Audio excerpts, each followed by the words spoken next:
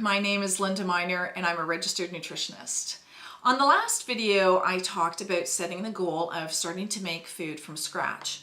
On this video, I want to continue with that topic and I want you to set the goal of reading your nutrition labels and really trying to make some better choices. So I have my tote beside me that has my collection of good and bad items that I take with me when I do my seminars. And I'm just going to go through some of those products and give you an idea of how I choose food. So we're going to start with pizza. It doesn't matter what the brand is. That's not the point. It's just, I'm just going to hold this up to the camera. I know you won't be able to read that because it's probably too small, but it's just to give you an indication. Here's the ingredient list for this particular pizza. So that's a pretty long list. Now half of that is in French. I live in Canada, so half that, the bottom half's French, but the top half is English. So a couple of years ago, I got this actually for free. People were handing it out as a promotion. And I was happy to get it for free because I didn't want to have to pay money for something I would never actually buy myself, but it meant I could have it for this kind of example. Okay, so I handed this to my daughter and I said to her, read this ingredient list and tell me if you think that this is healthy. So she picked it up, and I'm just going to show you this again. She picked it up and she started reading the list and she said, Mom, how am I supposed to know if all these chemically ingredients are good for you or not? And I said to her, well, you just answered your own question, didn't you? Because if a product is full of chemicals, how can that be good for you? That means those are all artificial ingredients that have been made in the laboratory. Not a great choice. You know, so some of the examples here would be sodium aluminum phosphate, tartaric acid esters of mono and diglycerides, sodium sterol, it's longer than that. Sodium sterol, I can't even pronounce it. Lactylate. It's disgusting. I have no idea what these things are. I've tried Googling some of these ingredients in the past to figure out what they are. And I don't know. A lot of them are just for flavors. They're to make this last longer because it goes in the freezer. They have chemicals in there that stop it from getting freezer burn and all kinds of stuff like that. You know, you just want to avoid this. So now here's a company that I love, and I'm not being paid to promote any of these products. These are just stuff that I have in my bin. So there's Amy's Pizza, and I love Amy's stuff. And the ingredient list here is quite a bit shorter, and again, this is English to here and then French down to there. So, oh no, it's not. I apologize. That's all English. French was on the other side. Sorry about that. Okay. Organic wheat flour with organic oat bran and wheat germ. Organic tomatoes, partly skimmed mozzarella cheese, which includes pasteurized, partially skimmed milk, culture, salt, enzymes, filtered water, organic extra virgin olive oil, honey, sea salt, organic red onions, expeller pressed safflower oil, yeast, spices, organic milk. Organic garlic. It says below that contains wheat and milk. So organic garlic. Okay, I can read every one of those and I'm sure that you recognized all those names too. Now it is smaller, but I'll tell you what, this tastes a million times better. It doesn't taste like a bunch of chemicals. The crust cooks up beautifully, but you see, they're not that much difference in price. This one is probably $5.50 and this is $6.50. For $1 more, yes, it's smaller, but for $1 more, I'd rather not be putting those 20-syllable words into my body. Okay, another choice.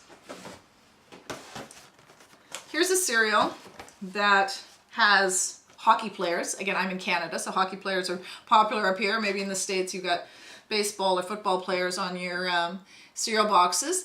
And advertisers love to use athletes on their boxes because they think that that will help young people to want to purchase them. So in this product, again, we have a huge ingredient list. But what's disturbing to me about this is it says it's a source, I think, of 17 nutrients.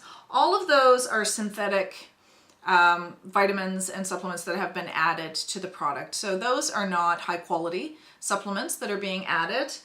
They're very low quality, as a matter of fact, and not stuff that you would want to normally see in a vitamin pill, except for the really, really cheap ones, which are no good anyway. So, you know, they have a list here of all the vitamins that are included in here. It looks so impressive. Well, those are all synthetic vitamins that have been added. Okay, so the other thing that's, you know, you think this is a really good product. This has 44 carbs in it and 11 grams of sugar and 5.5 grams of protein. So when you're looking to see how good a product is in something like this, you compare the number of carbohydrates to the amount of protein. So we have 44 carbohydrates for 5 grams of protein. That is worse than an 8-to-1 ratio, 8 carbs to 1 protein. That's going to spike your blood sugar level. That's going to get your insulin going. An hour and a half from now, after eating this, you're going to be hungry again. Now here's a product, Nature's Path. I love this company. And now this one, sorry, I should have mentioned that this has, where's the fiber? 2.7 grams of fiber. Better than some, but still not great. Okay, now in this product, love it. Let's read the English side. High fiber, low fat, whole grain. Okay, so the ingredient list. I didn't read the ingredient list on this because it's too long and too complicated to read. But all of this, and I won't read the whole thing again, but let's just start with organic whole wheat meal, organic wheat bran, organic soy flour, organic granulated sugar cane, etc., all organic products. So the amount of carbs in this is 39, but the amount of fiber in it is 11 grams of fiber. This is almost half the amount of fiber that you need to have in a day, and 9 grams of protein. So this is better than a 4-to-1 ratio of carbs to protein. This is an excellent product. The fiber is going to slow down your digestion and make you feel full so much longer. It's going to help get your digestive system working properly. It's going to be good for the intestines because you need lots of fiber in your intestines. It's got a good source of protein in it so that you're not going to be hungry an hour after you eat it. You're going to stay full longer. You're going to feel energized. You're going to be able to go for hours before you need to have a snack or have lunch. It's organic, so you're not putting chemicals in your body. And all the nutrients that come from this are nutrients that naturally come from the wholesome ingredients that are in this, not from artificially, synthetically added vitamins that have been added after the fact. So this is the importance of reading your nutrition labels. I'm just going to show you one more example of something that I think is just absolutely disgusting. And this is what our kids are eating. And I hope that you can see this. These are not crayons or magic markers. This is Twizzlers. Okay, now this one I imagine is blueberry flavored, and I want you to guess how many blueberries go into making this package. 0. You already know that. And perhaps this is grape flavored. How many grapes do you think they use? Oh, you probably can't see that purple. Grape flavored. How many grapes did they use to make that? Or how many oranges did they use to make that? None. They use none.